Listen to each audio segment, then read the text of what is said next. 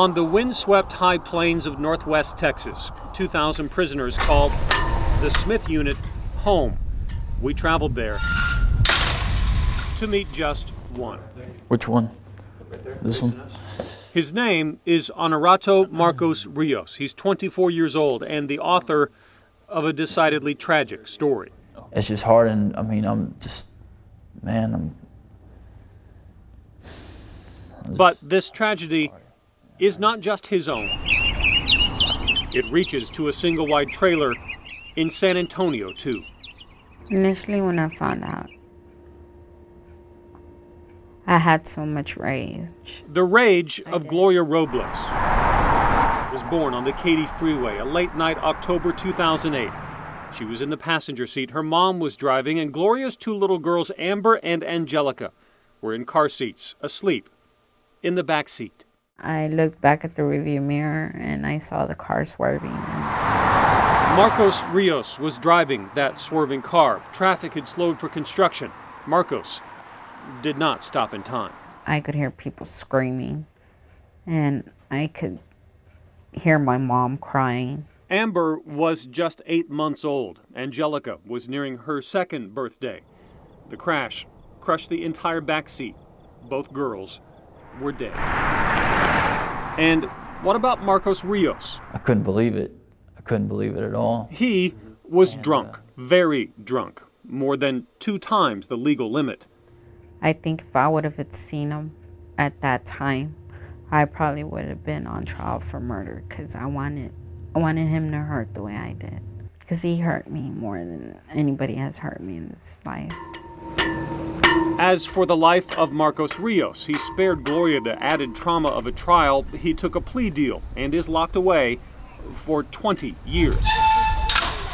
I just couldn't believe that I could do something like that. And it was all because just stupidity. And I just didn't want to reach out and get help. But the story of Honorato Marcos Rios obviously does not begin here behind razor wire in the windy high plains of West Texas. And for that matter, does not begin on the night he made that horrible choice on the Katy Freeway in Houston. For him, his story begins in Iraq.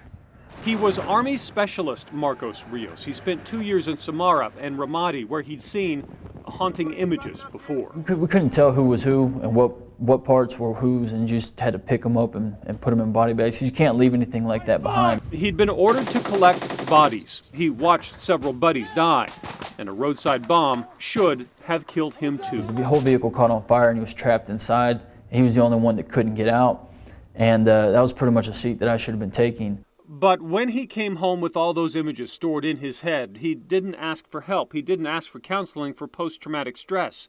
Instead, he drank, and he drank a lot. Most of the time I would drink just to be calm. It soothed the demons until it killed 2 little girls. Are you offering up all that stuff as an excuse for people to feel sorry for you? No. You want sympathy? No. I mean, I know what I did was wrong, and I got this punishment, and I think it's what I deserve. Because he's not the only one in prison. Gloria Robles also got life in a wheelchair. She's paralyzed from the chest down. I'm never going to be able to walk again. I don't have my girls, and I'm just stuck in a chair for the rest of my life. Which makes the next part of this story even that much more remarkable. I don't know if any words I say will ever be good enough, and I just hope that she can forgive me somehow, and I don't know, just so I can someday forgive myself. Gloria told us she already has. I wrote that I forgave him because that's what God teaches us, is to forgive those who trespass against you. And I thought about it, and I realized that the girls wouldn't want me to live my life like that. I can't. Gloria says she had to let go of that rage that was tearing the rest of her life apart for a new reason. Her name is Jalen. She's a 5-month-old miracle and giving Gloria reason to live again. You look at Jalen, and I realize that not everything's bad in this world. But part of her world is forever buried in the corner of a San Antonio cemetery. Sisters side by side, An image she and a convicted drunk driver hope every driver and every soldier will remember.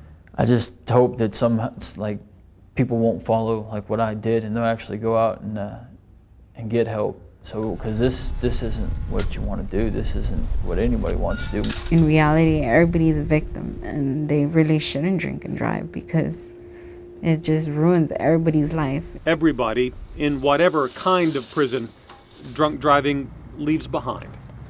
In San Antonio, Kevin Reece, 11 News.